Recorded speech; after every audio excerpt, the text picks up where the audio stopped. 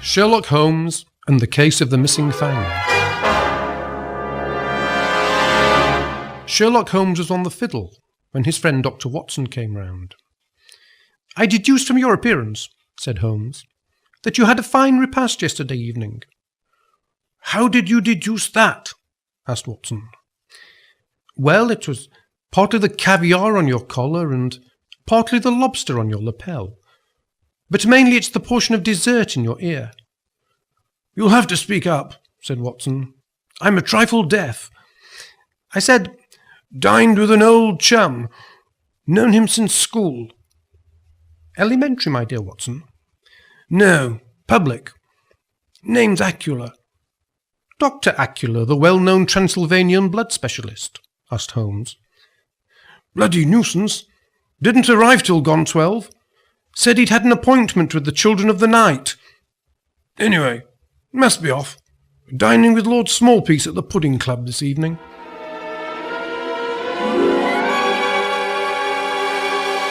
After they'd had dinner, a starter of deep-fried black pudding, followed by steak and kidney pie and rounded off with treacle sponge, washed down with a couple of bottles of the Lafitte 86, Lord Smallpiece confided to Watson.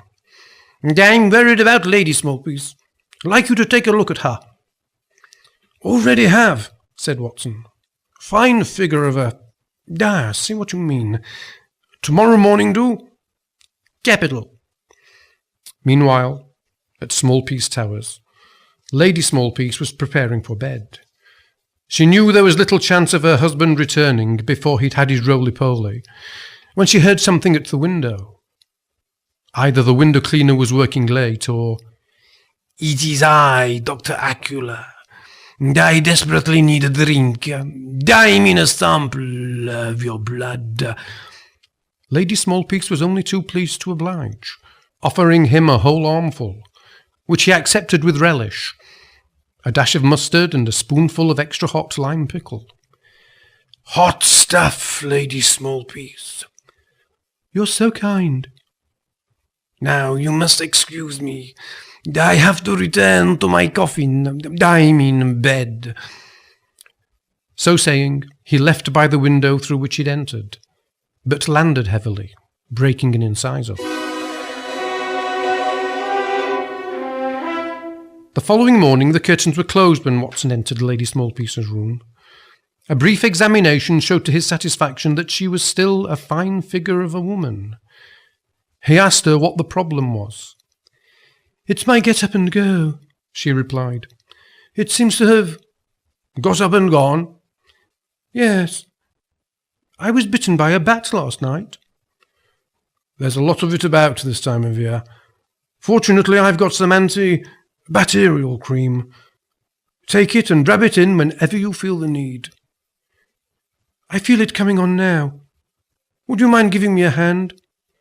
"Not at all." 2 hours later, as Watson was leaving, he passed under the window of Lady Smallpiece's room and spotted a strange-looking object on the ground.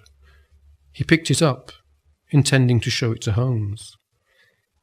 "It's a fang," said Holmes after a cursory examination. "Odd shape for a fang, don't you think?" "Fangs ain't what they used to be. I think we should pay Lady Smallpiece another visit this evening." But when they reached Smallpiece Towers, they found a note from Lady Smallpiece pinned to the door, saying she had gone to St. Sepulchre's for some spotted dick. Holmes calculated the distance between Smallpiece Towers and St. Sepulchre's to be somewhat over 26 miles. "It'll be a marathon," he told Watson, "but if we run, we should make it in time." "In time for what?" asked Watson. "In time for dessert. Or perhaps I should say, in time to prevent Lady Smallpiece becoming dessert."